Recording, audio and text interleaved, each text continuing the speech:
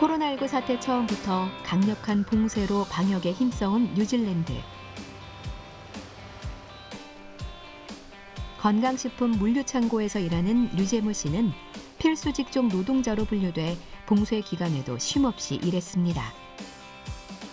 재무 씨가 코로나만큼이나 두려운 것은 바로 미래에 대한 불확실성, 영주권이 없었기 때문입니다. 뉴질랜드에 속해 있으면서도 안 속해 있는 듯한 그런 기분도 느꼈고요. 네, 한편 동료들은 다 영주권이 있어갖고 전혀 여기서 거주에 대한 걱정은 안 하는데 혼자 워크비자니까 그 부분이 참 속상했습니다. 지난 2019년 4월 기술 이민을 신청했지만 영주권 심사가 계속 미뤄져 취업 비자를 여러 번 갱신해야만 했습니다. 일단은 1년이나 2년마다 비자를 갱신을 해야 되니까 그게 돈도 들고 시간도 들고 비자가 만료가 되면 될수록 이제 쫓기는 것 같고요. 아무래도 어떤 직업을 알아보거나 이럴 때도 대부분 영주권자 이상을 선호하기 때문에 그런 것도 마음에 걸렸고요. 그다음에 이제 코로나 때 저같이 그냥 워크비자들은 외국인들은 뉴질랜드를 떠나면 다시 들어올 수가 없어가지고요. 그 점이 가장 힘들었었습니다. 그래서 주변 코로나19로 전 세계가 계속 혼란스럽던 지난해 9월. 뉴질랜드는 이민 노동자들의 기여를 인정해 특별 영주권 제도를 발표했습니다. 일반 영주권 심사보다 훨씬 조건이 완화된 이 제도로 16만 명 넘게 혜택을 받을 것으로 예상됐는데요. 류재무 씨도 이번 기회에 특별 영주권을 받았습니다. 오랜 기간 바라온 영주권인 만큼 후련한 기분입니다.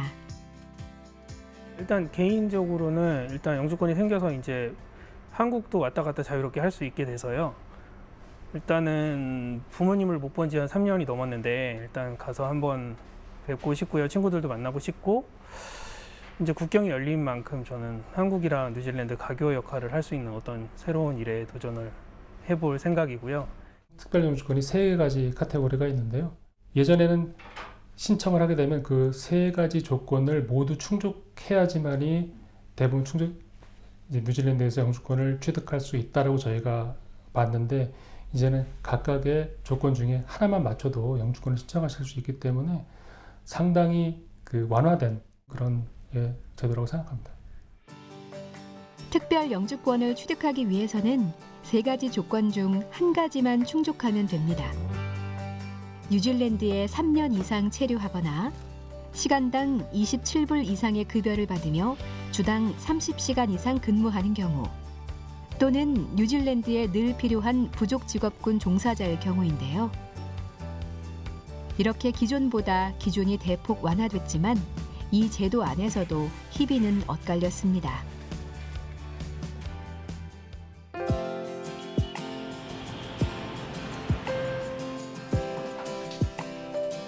지난 2019년 뉴질랜드에 온 강세현 씨 가족은 모든 기준에 조금씩 미달돼 영주권 획득의 기회를 놓쳤습니다. 3년 거주 조건에서는 안타깝게도 3개월이 모자라는 시기였죠. 맞벌이 이민자 부부로 살아가는 삶이 결코 쉽지는 않겠지만 세현 씨는 힘을 내자고 가족을 다독였습니다. 좀 속상한 마음이 한 2주간 들었는데 지금은 그것과 상관없이 우리는 원래 계획했던 대로 우리 길을 간다. Don't worry. 이렇게 살고 있지요. 비록 영주권을 얻지는 못했지만 좌절은 금물. 뉴질랜드에서 지내며 행복해하는 아이를 보며 다시 일상을 살아낼 힘을 얻습니다. 한국인으로서의 정체성도 잊지 않습니다. 이번 대통령 선거에선 전 세계에서 첫 번째로 재외선거에 참여하기도 했습니다. 20대 대통령 선거의 첫 투표자가 되었는데요. 코로나로 이렇게 어려운 시대지만 이 투표가 정말 대한민국을 꽃으로 물들게 할 것이다라는 그런 희망의 마음으로 첫 투표를 하게 되었습니다.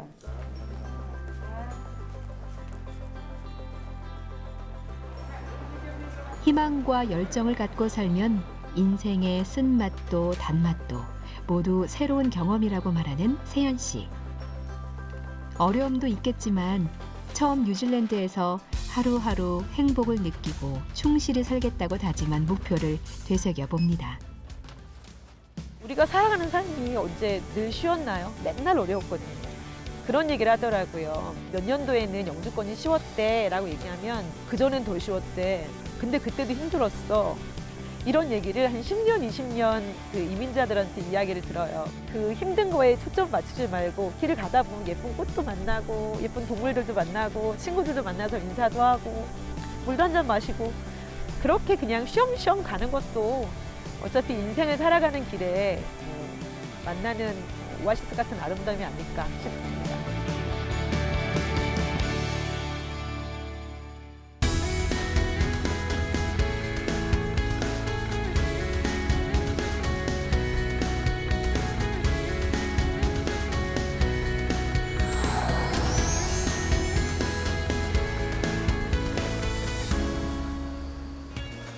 호주 뉴사우스 웨일스주의 라이드시.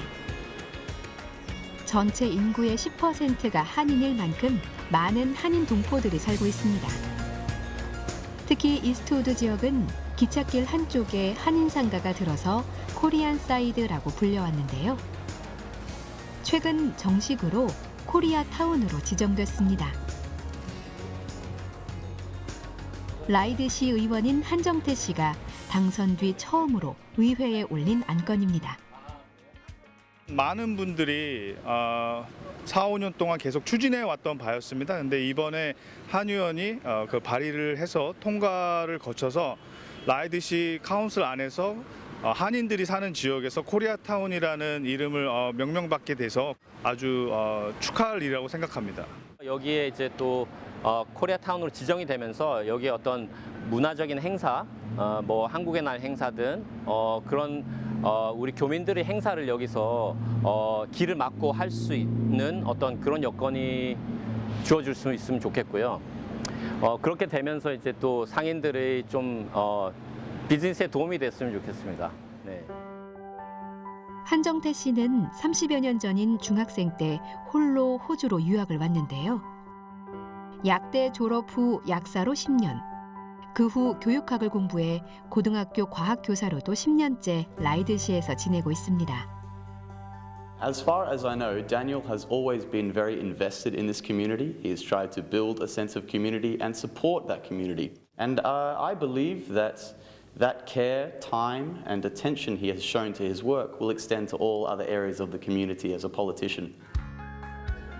약사이던 때부터 이민 1세대 어르신들과 자주 소통하며 동포 사회를 위해 일해온 덕분일까요? 자연스레 동포들을 위해 앞장서게 됐습니다.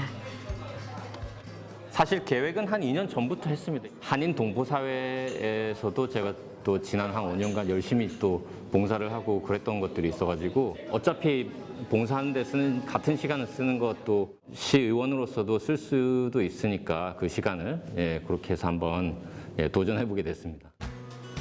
이민 1세대와 차세대와의 연결고리가 필요한 호주 한인사회. 한국어와 영어 모두 편하게 하는 1.5세의 역할이 무엇보다 중요한데요. 한정태 씨와 함께 지난해 12월 라이드시 시의원에 당선된 송강호 의원 역시 부모님과 호주로 넘어와 자란 이민 1.5세대입니다. 되게 많이 관심을 가져주셔서 그게 아무래도 한인분들이 좀 더 앞으로 목소리도 싣고 한인분들 위상을 좀 올리는데 효과가 자연적으로 따라오지 않았나라는 생각은 듭니다. 같은 지역구에서 동시에 두 한인 시의원이 당선된 건 처음이라 지역사회의 기대를 모으고 있습니다. 호주라는 사회 자체가 다민족 문화인데 저희 민족에서 또 이제 귀한 여러 가지 의견들을 대변할 수 있는 시의원들이 나와 주신 거 너무 기쁘고 또 앞으로 많은 기대가 또 됩니다. I think that together they'll be able to bring unique interests and flavours to council, and I hope that by working constructively with all of our councillors we can take that on board and introduce some really important reforms that will benefit not just the Korean community but all residents and businesses in Ryde. 코리아타운 지정을 시작으로 한인들의 귀와 목소리, 지역사회의 손과 발이 돼 펼칠 다양한 사업을 계획하고 있습니다. 언어가 없으면 문화는 그냥 없어진다고. 그래서 일단 한글 학교에 대해서 좀 굉장히 많이 저도 이제 지원을 해드리고 싶고, 어떤 부분에서 어떤 제가 할 수 있는 부분에서는 공간 확보라든지 그런 쪽으로는 좀 한글 학교를 좀 많이 지원하고 싶습니다. 소소한 일부터 직접 발로 뛰지 않으면 안 되더라고요. 적극적으로 좀 소통을 직접 해야 되지 않나. 모든 시민분들과 한국분들을 포함해서 그런 마음가짐으로 지금 열심히 뛰고는 있습니다. 라이드시에서 나온 두 한인 시의원. 동포들을 대표할 뿐 아니라 호주 지역사회와 동포사회에 탄탄한 가교 역할을 해나가려 합니다.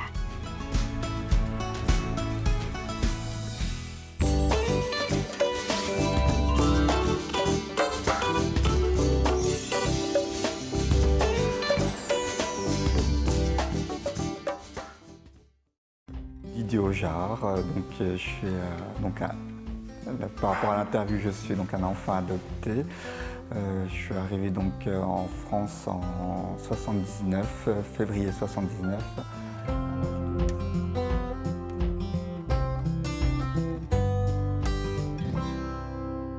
Chez l'oncle, décès de mes deux parents. Mon oncle paternel nous a gardés un peu vers chez lui et il n'a pas pu nous garder parce qu'il avait d'autres enfants. Et puis l'époque, en 78, c'était pas la Corée, c'était pas comme actuellement. Donc il a décidé de nous renvoyer, de nous mettre à l'orphelinat pour qu'on soit adoptable. De ce que je me rappelle de mes parents qui travaillaient dans les champs, c'était des paysans, donc mes parents biologiques, des décès de l'enterrement de mes deux parents, voilà. Mais je ne me rappelle pas avoir pleuré, quoi.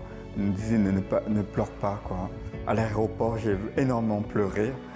Mais après, mes parents, ils sont d'une très grande gentillesse, donc ça s'est très bien passé, protecteur, et puis...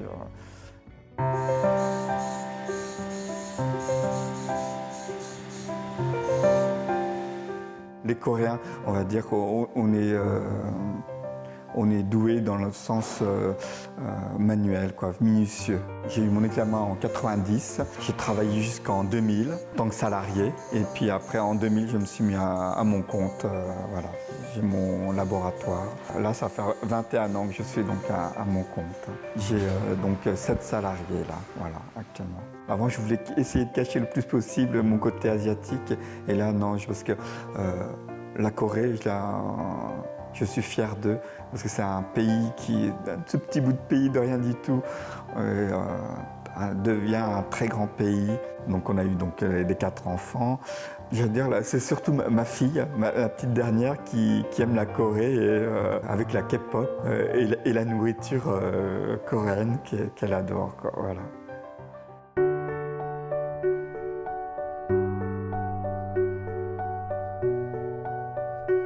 Sunju, donc la présidente de l'association, nous a retrouvé très facilement mes 2 grands frères et puis ma demi-sœur.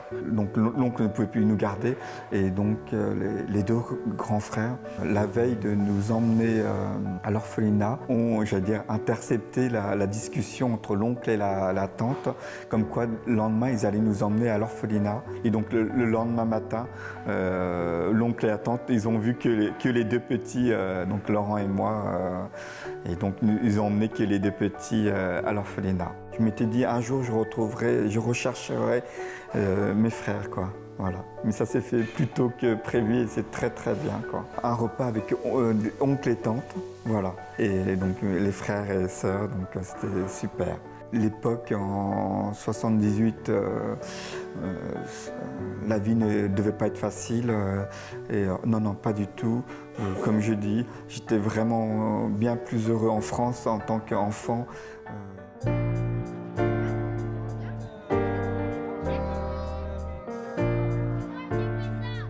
L'association coréenne et l'école coréenne, voilà. Parce que j'aime la culture coréenne et puis je veux remercier aussi Sunju de nous avoir apporté beaucoup de choses par rapport à la Corée et puis par rapport à le retrouvailles. revoir mes frères et sœurs. Voilà, c'est ça qui j'aimerais voilà, le plus possible garder aussi, celle de Corée, quoi. J'ai la chance, j'ai Son Jong qui m'appelle de temps en temps pour entendre ma voix, donc on se comprend pas, mais voilà, je peux être fier d'être coréen grâce au peuple coréen.